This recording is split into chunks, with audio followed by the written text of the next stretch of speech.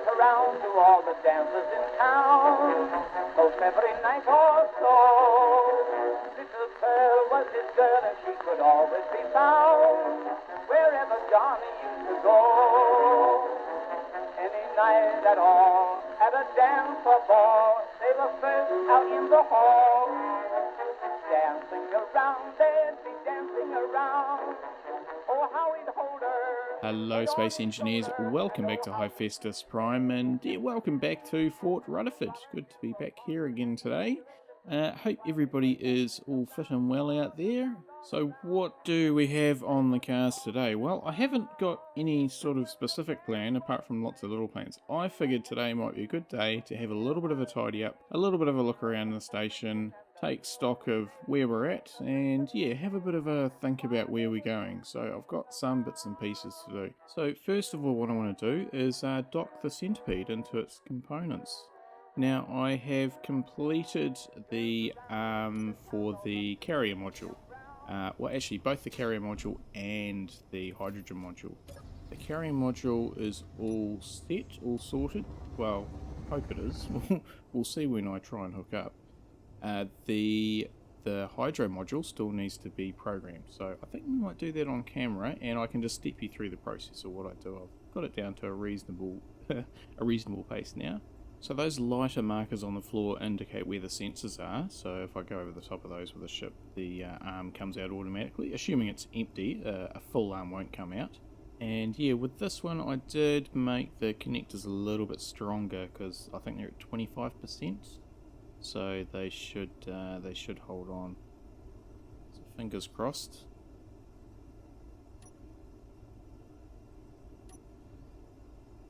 There we go. That seemed to work alright.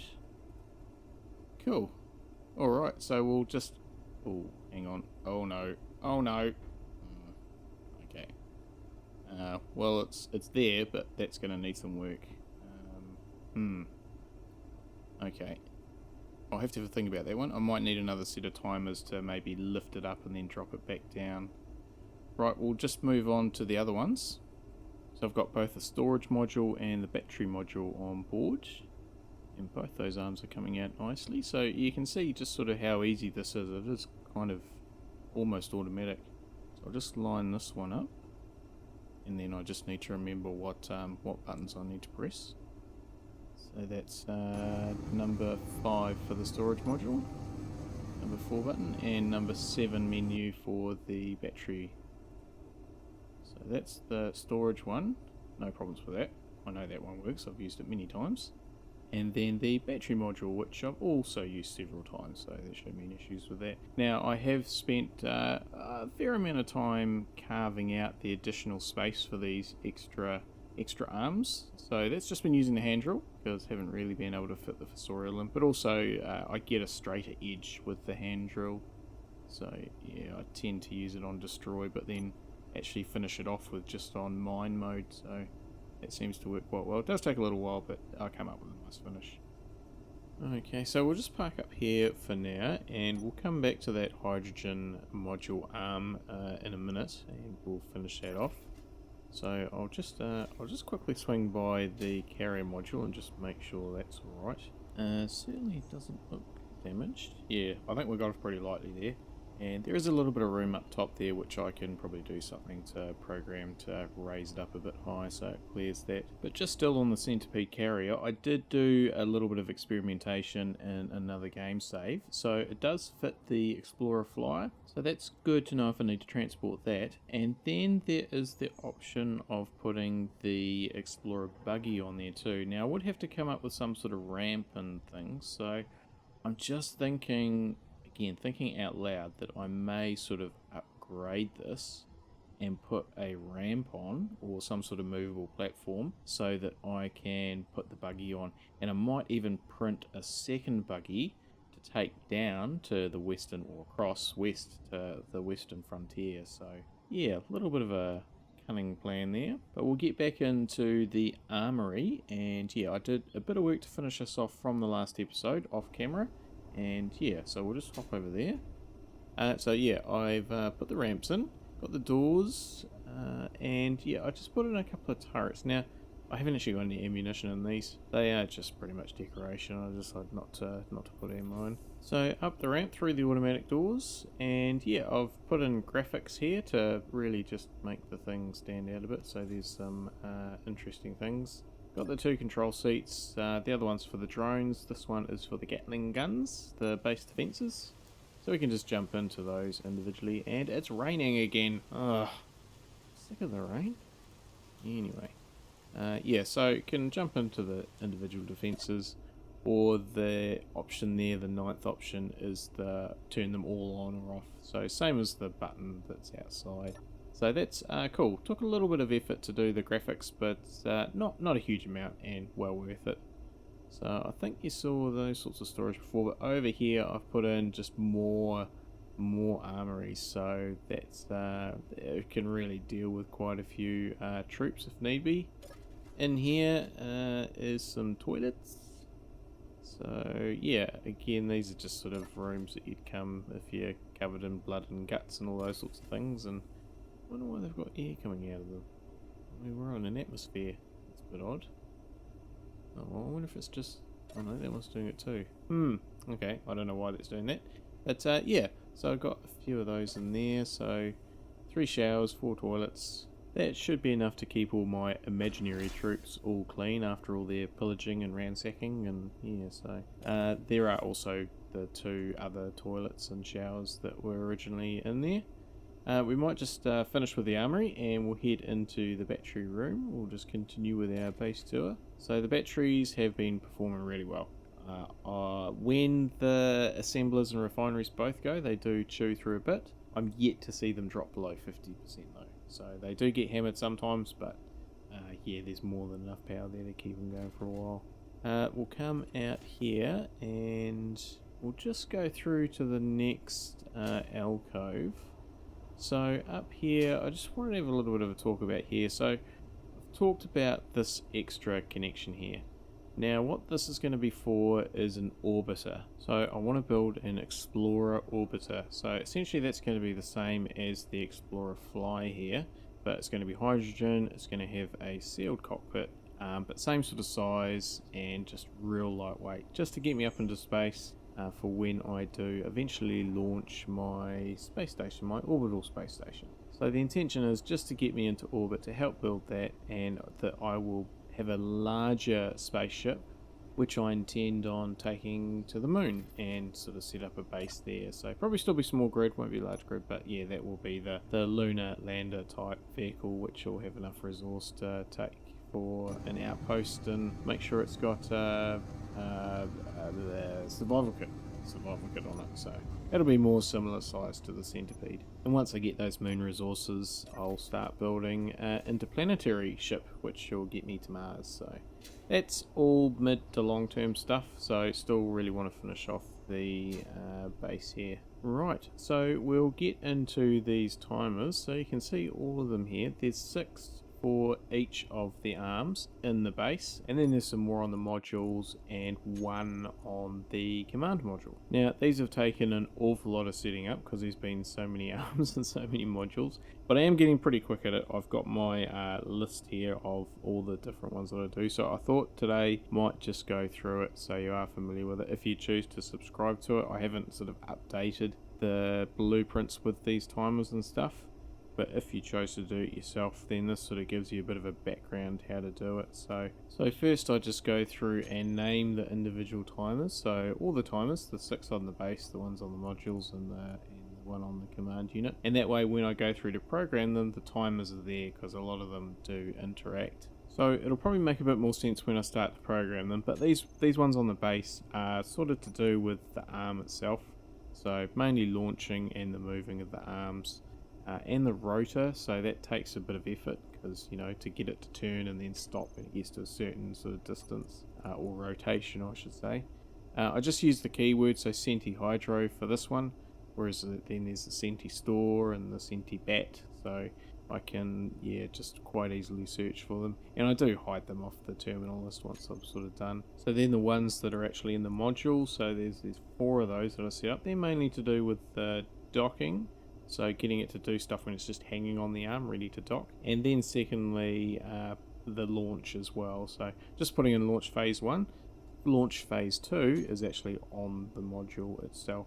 So that sort of kicks in once it's actually got out into the middle of the tunnel and the arm's been disconnected.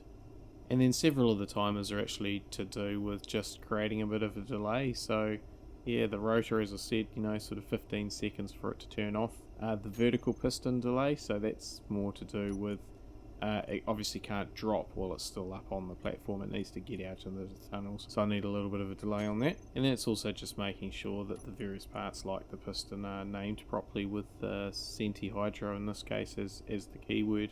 So I've got that the same with the rotors and stuff. Right, so we'll jump into the module timers now. So 4 of those we're going to need. So I'll just rename them. So we've got a couple of docking ones, and then we've also got the launch and the locking. So there's 2 sort of phases to a lot of these. One sort of kicks in and then they can sort of auto refresh until they get a lock, and then there'll be a one on that module that'll stop the auto refresh, stop the loop as it were. And that's just the way I use the vanilla game, because I'm pretty sure there are mods out there that do auto docking and that sort of thing, but this is just I guess a vanilla version, so I want to get the vanilla game down before I start really getting heavily into mods. That was sort of some advice that I did pick up through watching various YouTube clips, that yeah, with space engineers, get used to the base game before you sort of jump into mods, so you know when stuff doesn't work and because of the mod or because of the game. So it's all still a learning thing for me.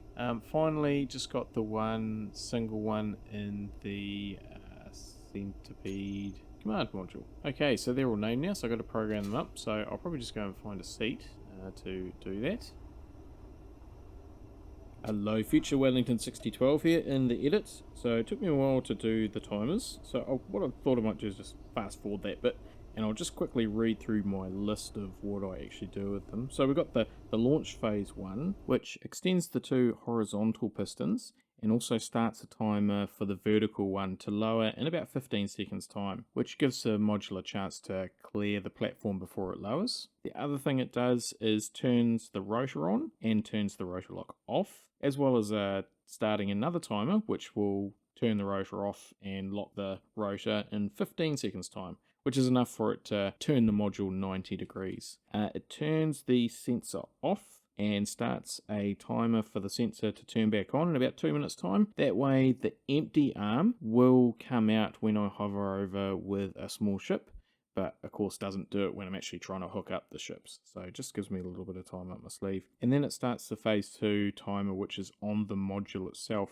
And that one kicks in about 22 seconds, which is enough time for the arms to get the module out and drop it on the deck. And when that happens, it will turn the batteries off of recharge onto auto. It'll turn the merge block on. It'll unlock the top connector, which is connected to the arm, and then the arms will go backwards. They'll restow. And then it starts another timer that's on the module, the locking phase 1. And that essentially puts the module in a mode where it's ready to accept the main unit. And it's always restarting, it's looping, so it's always trying to connect to another timer that's in the command module. So when it successfully merges, then the locking phase 2 in the command unit will turn on all the thrusters for the whole centipede and make sure the landing gears are unlocked, because sometimes they relock when you merge stuff together. It's a bit strange. Locks the connector between the two and stops that first locking phase from trying to do it. So then basically as soon as you connect up, you're all set to go, you're ready, you're off the ground. So that works real well. Then the last 2 timers are for the docking. So these are both on the module, and essentially when I hover underneath the arm and the 2 connectors magnetically connect, so not a full connection, just that yellow magnetic one, because they are turned up to 15%, then the first docking one will unlock the centipede main unit from the module I'm trying to stow, and then just give it a second or so to sort of get away, and then it will trigger the second one to lock up, turn the engines off, and also put the battery into recharge. So put it into its sort of storage mode, as it were, and then it'll tell the arms to retract and that sort of thing. So all sort of happens automatically. Alright, so that is all those timers done now. The only thing left to do is just the sensor, which is underneath the deck. And yeah, just got a timer there that when the sensor gets activated, it triggers the arms to come out, so they're ready to accept the module. Just can't find the timer is the only problem. There it is. So there's no function for when it's unactivated. It's only got the one activation. You can see the range there. It's just a very narrow column above the sensor itself, and I've got it to set to detect small ships rather than players. Alright, so I think we are all just about ready to go. We shall give it a bit of a trial run.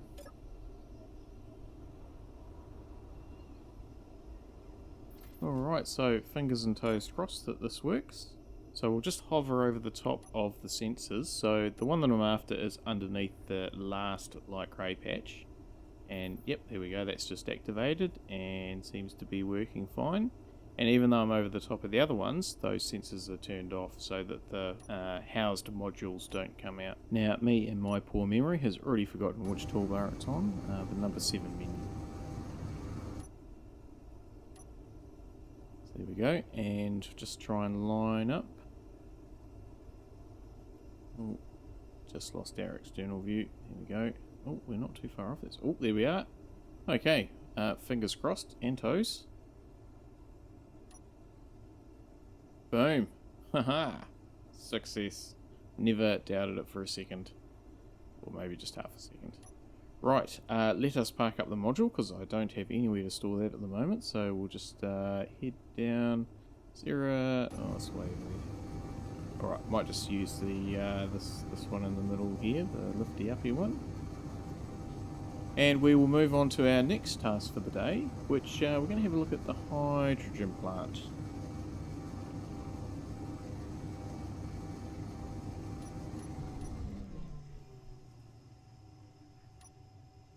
Alright, so I think I was sort of mentioned this last episode. So there was a fair bit of ice sort of clogging up the containers, the small ones that were underneath the floor. So I've adjusted the conveyor system that these large containers now take the ice. So the two sorters down there, we've got the first one there that pulls the ice, so that empties it out of the system. And the second one is just sort of a bypass, which also takes ice. I've also just temporarily let that one do components as well, so they're not pulling components, but they are able to go through, and that way I can sort of just grab them now to do this. This being conveyor tubes down the back here to a couple, two, I think two will be enough, O2, H2 generators, and I think I'm going to put four tanks along the back as well. So I have extended out the back a bit. I don't know if it's enough, but yeah, I have hand drilled out this one as well to make it a bit bigger. Just putting this sorter in. I don't think ice is going to be an issue, but I think that I will just put this filter in just only to let ice through, just in case something else tries to go through. And I'll probably have to put one on the one going to the refinery so that they don't let ice go through. Yeah, sounds like a plan. So yeah, my intentions here, I'm just having a couple of O2 generators, and that I'm not going to go crazy with the ice or hydrogen. It's just going to tick away in the sort of background when I can be bothered, because I don't need it right now, but at some point I will need it. So I am intending on putting a orbital space station up into orbit, as I sort of talked about before, and that will be not massive. I'm only sort of thinking maybe the size of the trading post that's just nearby. I can't really see it being bigger than the trading post that's in the Western Desert, so just a small sort of station. Really, I'm just intending it to be a stepping stone to the moon, so that when my ship takes off, when it gets to the space station, it will be able to refuel and get to the moon. So I'll probably have some sort of shuttle, like a supply shuttle as well, to be able to refill it. I think I'm going to just build the whole thing down here and just fly it up on some boosters or something like that, or mostly build it down here. So yeah, it'll sort of be launched up complete. Just trying to figure out why this O2 generator doesn't seem to be working, but I think it's just because it hasn't got any ice in it. Yeah, there we go. Blue.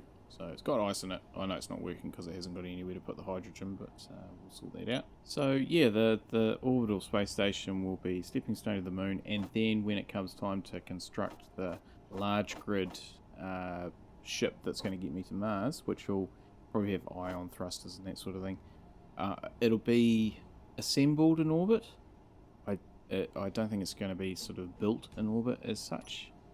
So yeah, there won't be any refining facilities on the space station. There probably be an assembler so I can get parts, but I do want to sort of bring most of them up with me, and yeah, just assemble it in space. So yeah, that's the sort of long-term plan. And then when I do eventually head off to Mars, what I'm probably going to do, I think, is launch in the general direction of Mars, and that will be the end of the Hephaestus Prime series, and then the Mars will be another series. So I'll take a little bit of a different approach, but sort of just a chance to reset it. Still the same universe, just yeah, I don't see any point in, because I'm not using the jump drives, I won't be coming back anytime soon. So yeah, that's, and then I'll just keep my game save clean, and yeah. But that is all a very long way away. Just really starting to think about it now, not doing it. So still got a lot to do down here on Hephaestus Prime. So yep, still many episodes to go yet. So yeah, back to the hydrogen though. So 4 tanks, and yeah, I can't envisage them filling up anytime soon. But as I say, they rather than needing it and not having it, I'm just going to start it now, stockpile it, and then when I do need it, it's going to be there for me. So what I'll do is I will fast forward through this bit, and we'll have to put some sort of more railings and walkways in and stuff. Yeah, so you know what that means.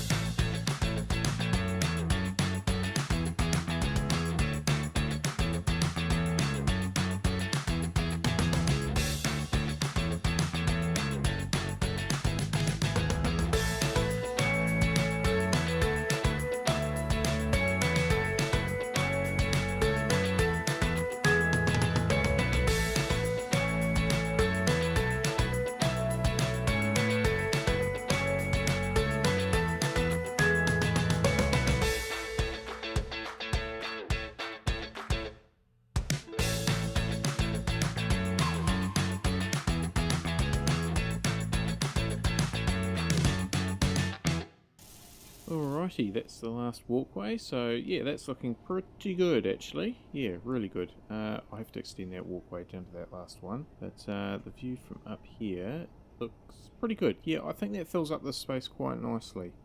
And yeah, they're starting to fill up those tanks. They've got about 2% in them, so got to start somewhere. I'll have to do this, make an adjustment to the sign, because now I've got the hydrogen in there. So yeah, that'll just have to go along the top there. I don't think I'll put another screen in, I'll just make the image smaller. And yeah, actually now I think about it, I'll have to add hydrogen to the stuff I monitor on those other screens. So yeah, that's something I have to do. But inventory, so I used quite a bit of stuff there. There was a few trips back and forth. I did sort of half-pie consider whether I should use an actual block welder, but I persevered, so about 3 trips, 3 personal inventory loads for each of the tanks. So I'll just quickly set my assemblers to replenish some of that stuff. I absolutely chewed through the steel tubes, the small ones. Oh, and the big ones, yeah, so I'll just give this a bit of a top up while I'm here, and I'll jump into the other assembler and put some of those material plates. And am I off for steel? Where is it? Oh, there it is, 3.7. Yeah, better throw some more of those in as well. Alright, so I'll just quickly go and turn the drill on so we can get some more ice. Now that those large ore containers are accepting it and have plenty of room for it. Now I can actually just duck under here. I think there's a door. Yes, there's a door. So we will shoot down there. And yeah, I'll dismantle the O2 generator that's down here. And also the small hydrogen tank, just the temporary one. Should have made him pink, but I didn't.